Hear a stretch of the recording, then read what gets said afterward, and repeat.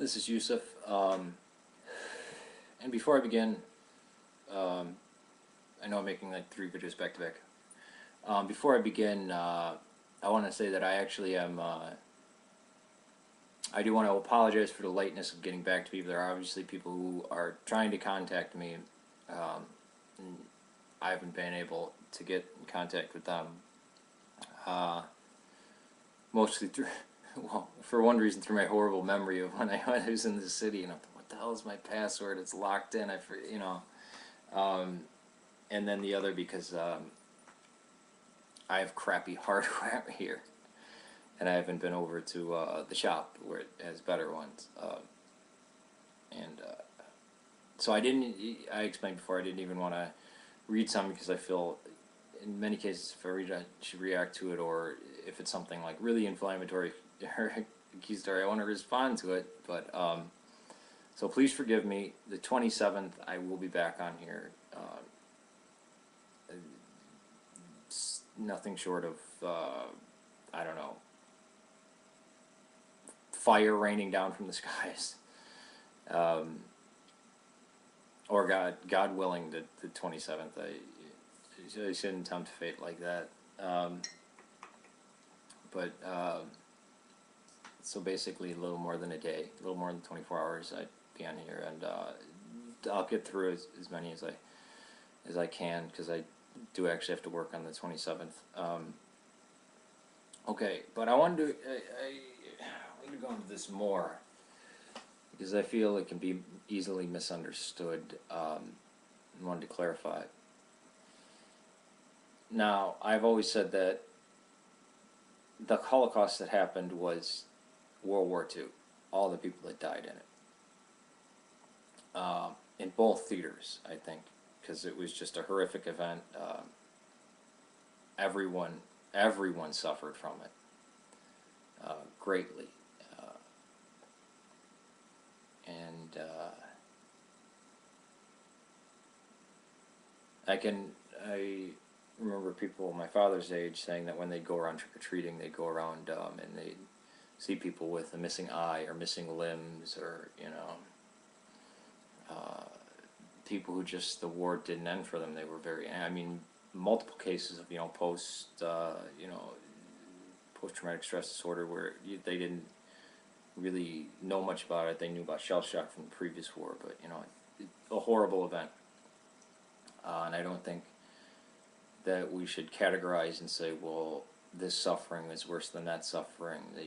The suffering of the Gypsies was greater than the suffering of the Chinese underneath Japanese occupation, or the suffering of Poles under German occupation was worse than the suffering of Filipino people under Japanese occupation. And there is an element that you do run into with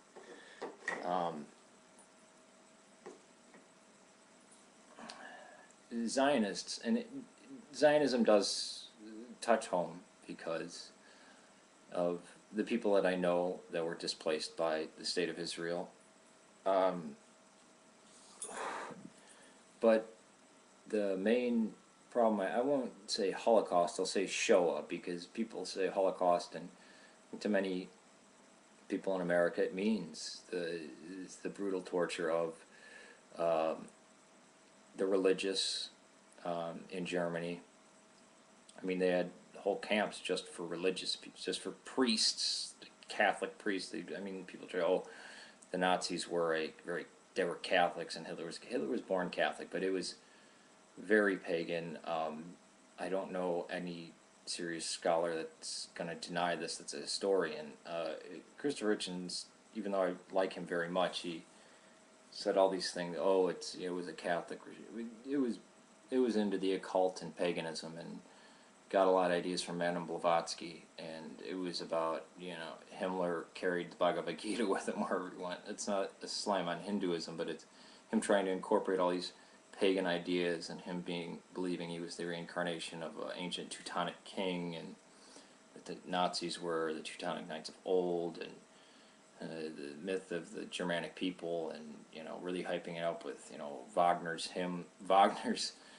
Wagner's music were basically the hymns for the Nazi Party and all this wicked, just horrible stuff. So the Jews, the Poles, the Gypsies, homosexuals, Jehovah's Witnesses, all suffered horribly. And I think most people in America say that's the Holocaust, instead of saying, well, it's just what happened to the Jewish people. And the Nazis were fierce pagans. And I'm not grouping Wiccans in with that, or people who call themselves neo-pagan or neo-druid or anything. They were their own weird, evil brand of trying to resurrect the Viking gods, and we know how peace-loving the pagan Vikings were, you know. But Hitler and the occult has been explored through numerous documentaries, so I don't have to go on here about it. So, I'm not trying to speak to those people and say, oh, well, the Holocaust was World War II, or was the execution of the undesirables, like the mentally ill, which was what happened first, the mentally ill and the infirm, people with diseases, or, I mean, homeless, they were gotten rid of. That was the first to go. And even before them, it was driving out the other intellectuals, or arresting Communist Party members, or Social Democrats, or anything like that. But I think when somebody says that the Holocaust is the Jews that suffered in World War II, and that that's what the Holocaust is, and that that is unique, because there is the uniqueness doctrine that is taught by a lot of people in a lot of books, and it's certainly an idea, or maybe even a conspiracy, or let's just try to keep it neutral and say a theory, or no, a belief. It's a belief that's pushed forth by ADL, Anti-Defamation League, also known as B'nai B'rith, the JDL, Meir Kahane, Koch Party, that really no longer exists anymore, that the suffering of the Jewish people in World War II was absolutely unique, and it was the most horrible event in human history ever, and that ever will be. And I just have been, I watched, I've been told about the movie Defamation over a year ago by somebody who was looking into Orthodoxy from Protestantism. I believe they were a Southern Baptist from Kentucky or Tennessee, and they were looking, and I talked about, Israel, and about the suffering of the Palestinian Christians, the Eastern Orthodox Christians. And also there's Catholic Christians there and Lutherans there too. And he directed me to this movie, and this uniqueness doctrine, when it's pushed into children, of the Jews were the most beaten down people, and it instead of saying this is not unique to the Jews, that this was a absolutely horrendous thing that happened, but all different types of people suffered with the Jews in this, and that there are horrible things that have happened before and since, and that you need to reach out and help the other people, and it's, once you say, and I think it's a wicked statement to try to quantitate suffering like that. It's to say, well, the Jews have suffered the most out of anybody in the world in the Holocaust. That was the greatest suffering that ever could possibly happen.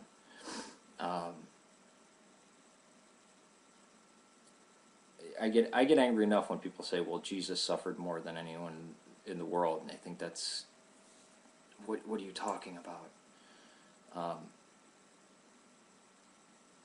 But that's a person that they believe is I mean, it still doesn't compare. It still doesn't cause this, because it's the identity of I'm Jewish, and the Jewish people have had the worst thing, and I am personally not Jewish, but it causes them to be cold, very cold. Well, we gotta, they're just gonna kill us. And it's very funny in this movie Defamation. You see the very militarizing of Israel. Israel is very militarized. You go into the army. That's what you do. You go into the army. You serve. And this idea that the whole world is out to get them. It's not unlike Nazi Germany. Instilling in the mind, they're going to get you. And it breaks my heart. These kids I see in the movie, I want to like run up to them and be like, it's almost thinking, I'm like, man, I got to save up some money and get together some film equipment and actually talk to a lot of Jewish people and go over there and actually, I want to go on one of these trips and just ask them, not be explicit about it or preach anything to them, but kind of let them know, hey, there's a lot of people over here a lot of people in America that there's no anti-Semitism around, or Jew hating, and they're not waiting around every corner to kill it. I mean, they had it. It looks like cult mind control, actually. What's going on in this film Defamation, what they're setting these kids up for, because the people even stamping their passports. Oh, it was like the SS and these Polish people want to kill us, and these people talk, oh, France and Germany, huge anti-Semitic countries, and it's sad, and it makes them grow. Oh well, the Palestinians, they have to go, or else we're going to suffer another Auschwitz or Majdanek or Treblinka. And we can't leave Israel because, nowhere is safe. And these are Jewish Israelis saying this and teaching it to their children and their grandchildren. Can't go anywhere out of Israel.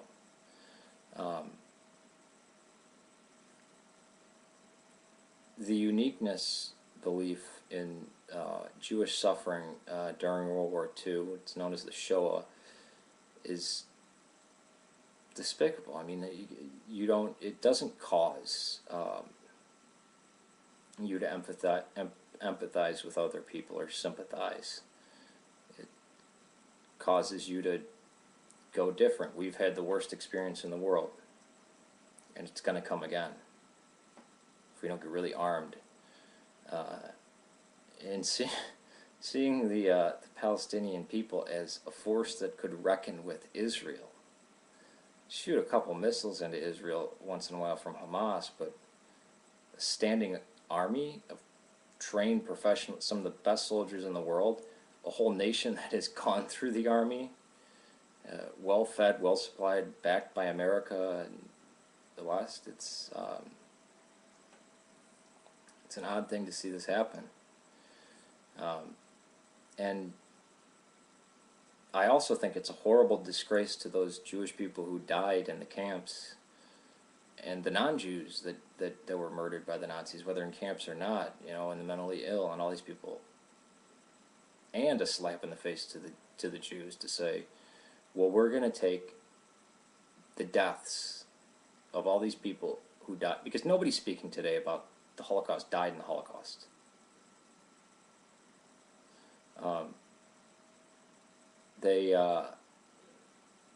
You're using their death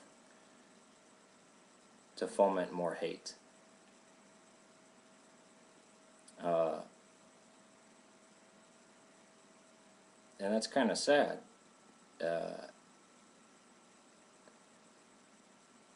you look over the last, at least over the last 1,000 years, before 1947, the Jews weren't a really militant people. They weren't real geared up and violent, and they survived down through the ages.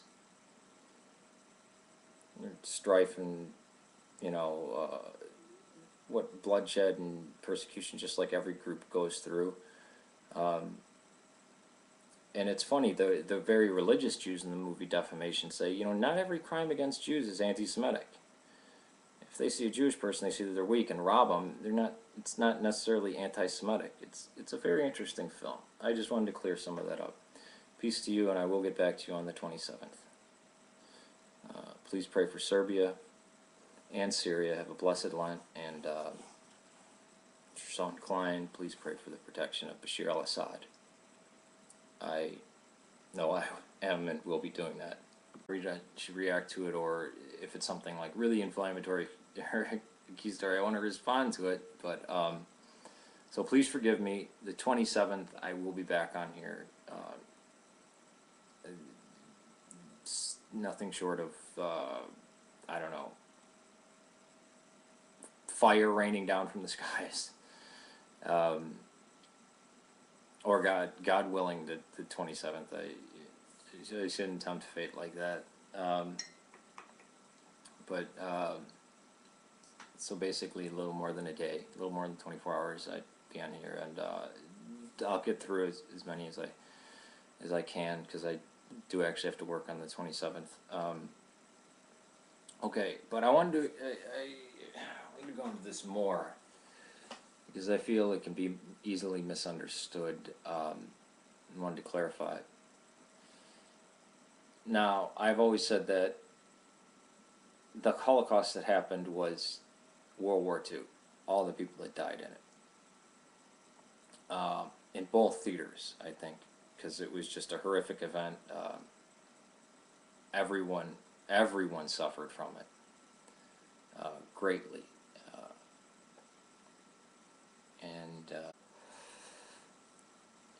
This is Yusef. And before I begin, I know I'm making like 3 videos back to back. Before I begin, I want to say that I actually am. I do want to apologize for the lateness of getting back to people. There are obviously people who are trying to contact me. And I haven't been able to get in contact with them. Mostly through, well, for one reason, through my horrible memory of when I was in the city, and I'm like, what the hell is my password? It's locked in. And then the other because I have crappy hardware here, and I haven't been over to the shop where it has better ones. So I explained before, I didn't even want to read some, because I feel in many cases